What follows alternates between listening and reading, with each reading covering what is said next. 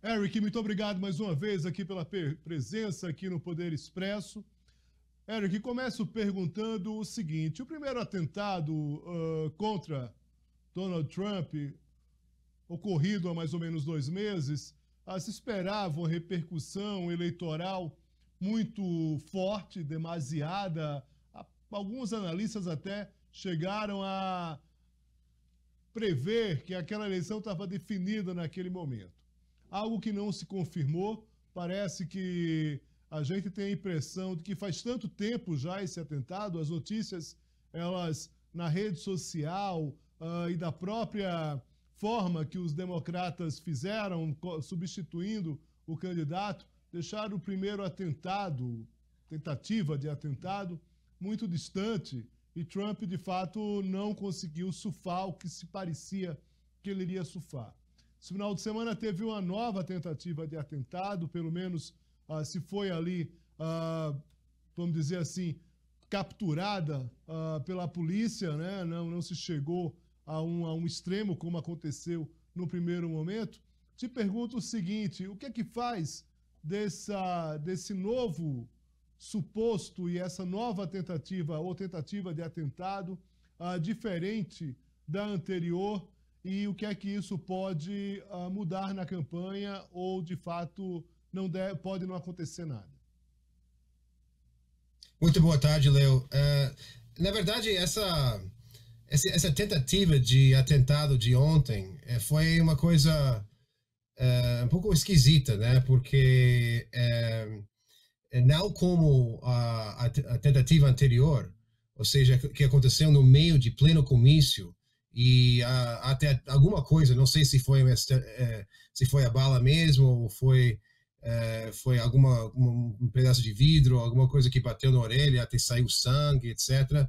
Essa vez a gente não sabe muita coisa, não. A gente sabe que o Trump estava jogando golfe dentro do clube dele na Flórida.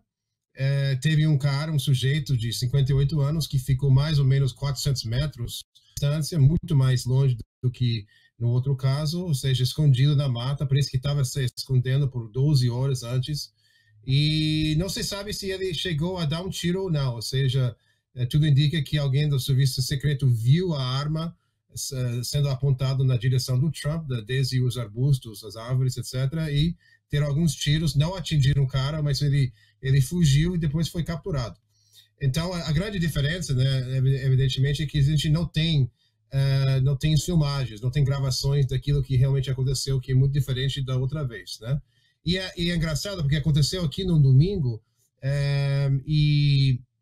eu estava, por exemplo, eu e muita gente, né, nos domingos aqui nos Estados Unidos, se assiste os jogos do futebol americano, e nem interromperam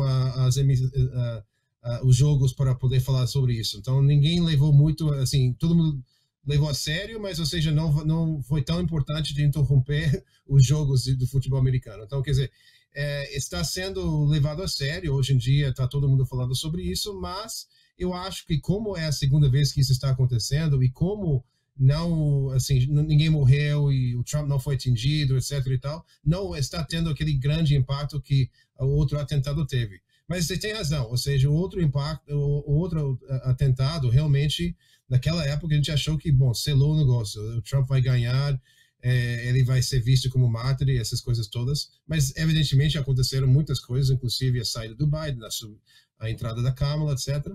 E essa tentativa, ou seja, não está tendo uma repercussão parecida, ou seja, o Trump já está começando a culpar indiretamente, né, evidentemente, a Kamala e o Biden, ou seja, por estar criando uma situação, um ambiente em que esse tipo de atitude seja admissível, mas de fato, ou seja, todo mundo entende que ele está querendo politizar essa tentativa em vez de realmente agradecer o serviço secreto e todo mundo está dizendo que o Trump realmente é ele que está criando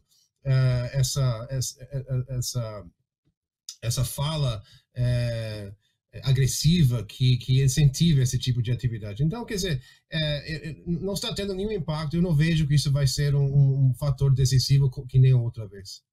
Agora, Eric, tanto aqui no Brasil quanto nos Estados Unidos, me parece que a velocidade de uma campanha, ela interfere muito em relação a determinados episódios.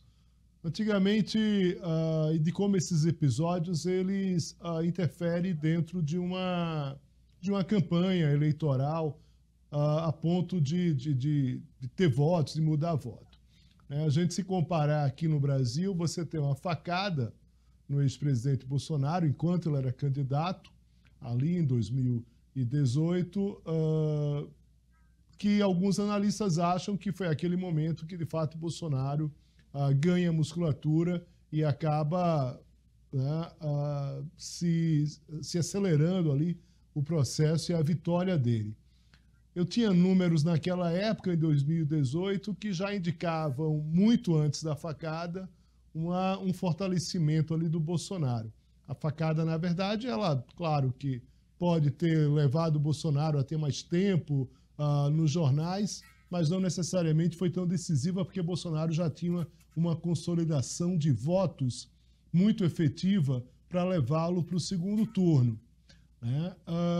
Ao contrário de 2 episódios de 2022, que, segundo os próprios apoiadores de Bolsonaro, os estrategistas, a gente conversou com Ciro Nogueira, senador, que era uma pessoa completamente envolvida na campanha, o coordenador principal da campanha, que atribuem os atos de Roberto Jefferson a uma semana da eleição e a Carla Zambelli, Roberto Jefferson contra policiais federais, Carla Zambelli contra um homem negro nas ruas de São Paulo, às vésperas, exatamente um dia antes das eleições. Acabou que aquele momento ali no segundo turno se considerou ali 2 episódios decisivos. No caso do Trump, essa distância parece que não teve tanta importância. Você é um estrategista eleitoral e um analista eleitoral muito sofisticado e pergunto a você, episódios dessa natureza, agressivos, que chamam a atenção, em determinado momento, essa questão temporal, cada vez mais ela tem uma significância, uma significação em relação à mudança de determinado rumo eleitoral, ou seja, quanto mais distante das eleições, menor o impacto, e quanto mais próximo ao impacto, como é que você avalia isso? Aqui, na verdade, a gente já começou a votar, né? Em alguns estados, a Carolina do Norte, me parece que já enviaram os documentos para as pessoas que vão votar à distância. Então, de aqui em adiante, tudo que acontece pode impactar os eleitores, né? Mas quem já votou não vai impactar mais. Então, tem esse fenômeno aqui.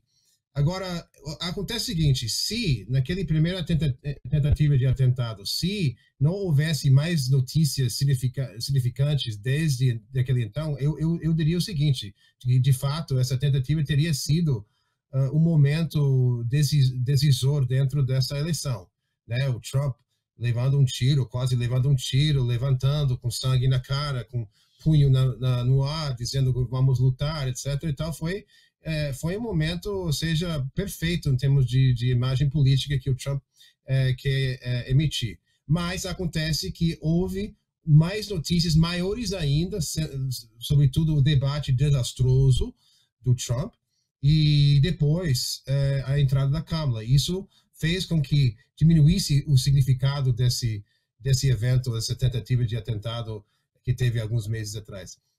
Agora, essa tentativa, como não foi filmado, ou seja, que eu saiba, não existe gravações daquilo, como o Trump não foi atingido, como nem se sabe se o cara chegou a dar um tiro, etc.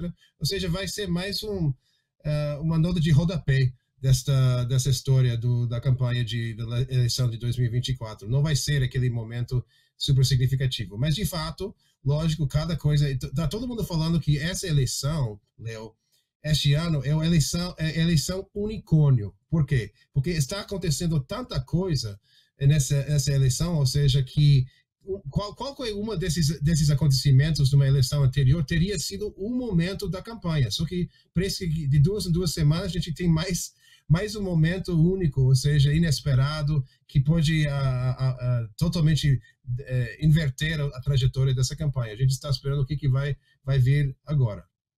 Muito bem. Eric, muito obrigado aqui pela participação extra, uma participação especial na segunda-feira. Eric volta aqui com a gente na sexta-feira, aí sim, com a semana mais consolidada. Eric, bom trabalho para você, uma boa semana. Forte abraço.